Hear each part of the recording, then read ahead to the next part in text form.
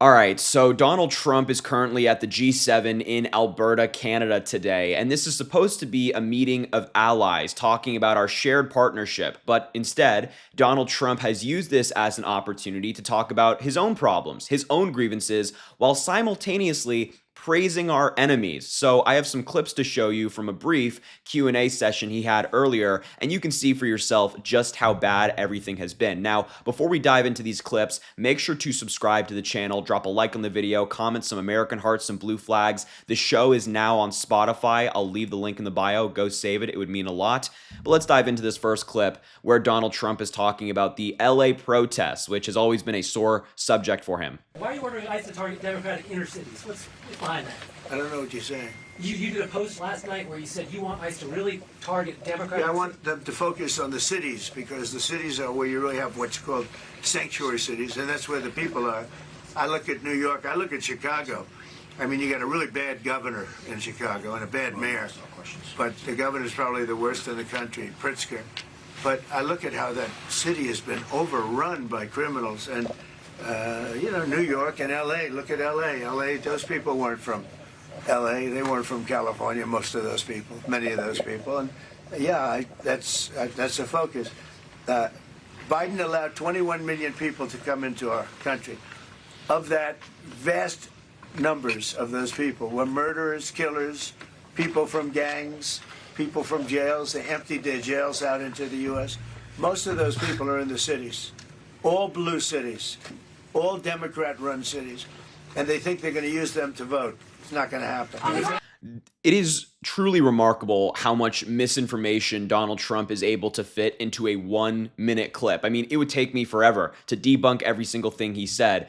But this is in reference, the question about him targeting inner cities is in reference to the post he made last night, which we talked about on the channel, but is incredibly scary. It's incredibly dictatorial. He said ICE officers are herewith ordered by notice of this truth to do all in their power to achieve the very important goal of delivering the single largest mass deportation program in history. In order to achieve this, we must expand efforts to detain undocumented immigrants in America's largest cities, such as LA, Chicago, New York, and more, where millions upon millions of undocumented immigrants reside. He is declaring war on blue cities there, and Donald Trump is doing the typical dictatorial playbook, which is let's find an issue that doesn't exist, make it up so I can justify me going into these blue cities and making their lives hell. In this instance, he's saying all of these undocumented immigrants are in these cities, they're committing crime, only I can go in and save it. It's the playbook that dictators and authoritarian leaders have used throughout history to justify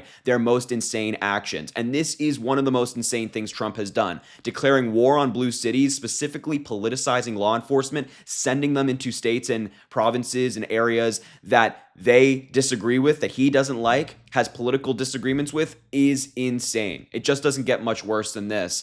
And yet Donald Trump is doubling down on it here, saying, well, we got to do it. And he's also commenting on the protests. These people weren't from LA. They weren't from California. Most of these people, obviously, there's no evidence to support that whatsoever, but it's Donald Trump. He's going to run with it. Now I want to move on to another clip. This is obviously a very foreign policy-based meeting among different countries. And instead of talking about the allyship that we have with countries like Canada, Great Britain, and more, Donald Trump is basically being a Putin apologist, saying that Putin was kicked out of the G8, he's very upset about it, and he's kind of attacking other countries and the United States for doing that. Have a look. China here, the biggest economy in the world after the United States. Well, it's not a bad idea. I don't mind that. If somebody wants to suggest China coming in, I think we suggest. But you want to have people that you can talk to. They don't talk.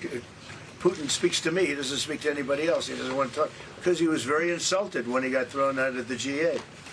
As I would be, as you would be, as anybody would be. He was very insulted. And, I mean, he was thrown out by Trudeau, who convinced one or two people, along with Obama. He was thrown out, and he's not a happy person about it, I can tell you that. He basically doesn't even speak to the people that throw him out, and I agree with him. Wow. And he concludes that by saying, and I agree with him. There's another clip, actually, where he's talking about Russia again. He just cannot stop talking about Putin and Russia and how bad he feels for them. This is coming from an American president. Take a look. Together very well. I look forward to that. The G7 used to be the G8. Barack Obama and a person named Trudeau didn't want to have Russia in. And I would say that that was a mistake, because I think you wouldn't have a war right now if you had Russia in. And you wouldn't have a war right now if Trump were president 4 years ago. But it didn't work out that way. But it used to be the G8, and now it's, I guess, what's that, 8 years ago, it switched over. They threw Russia out, which I claimed was a very big mistake. Even though I wasn't in politics then, I was very loud about it. It was a mistake in that you spend so much time talking about Russia, and he's no longer at the table, so it makes life more complicated. But you wouldn't have had the war. Other than... I mean, it's crazy that the president of the United States is just a constant Putin apologist. Like, anywhere he goes around the world, if they're talking about foreign policy, he finds a way to bring up Putin in a positive light. Not saying, this guy is doing terrible things, he's, launching unnecessary wars, none of that.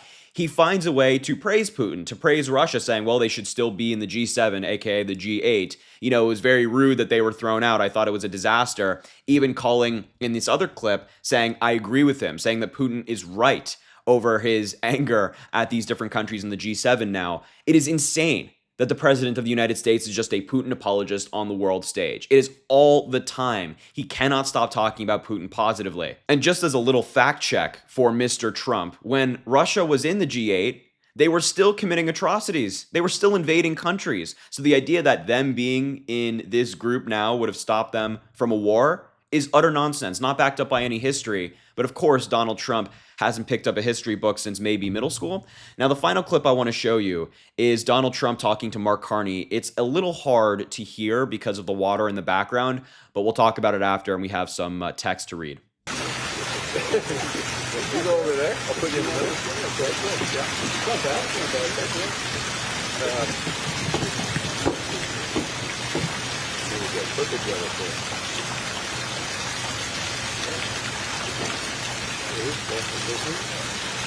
We got the code down to everybody. We said 100% chance of rain.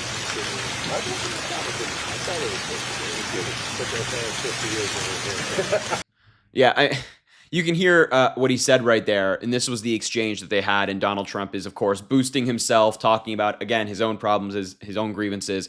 He said to Mark Carney, the Prime Minister of Canada, quote, "We had the parade the other day. They said 100% chance of rain. It didn't rain." It is so obvious to me, and I think everybody at home, that Donald Trump is deeply upset about how his parade went. I mean, it actually did rain that day, but also nobody attended. There was nobody watching Donald Trump's birthday parade. It was a complete flop, and that has, of course, really damaged his ego, so much so that he's still thinking about it today, and he's thinking about it so much that he's talking about it to foreign leaders when they should be addressing more important issues at hand. All these different problems that are happening around the world under Donald Trump's presidency, and instead of, diving into that, he's talking about, well, the parade that he had the other day that completely backfired on him. So Donald Trump is going to be at the G7 all day. If there are any major updates, I will come back to you guys with more, but I will leave the video there for now. Thank you so much for watching. It means the world. Drop a like on the video, comment, as I said. Let me know what you think about this story. Subscribe to the channel, and all of my other links for my social media platforms, Substack, Spotify, and more are in the description. Make sure to check them out, but I'll leave the video there. Thank you so much for watching, and have an amazing rest of your day.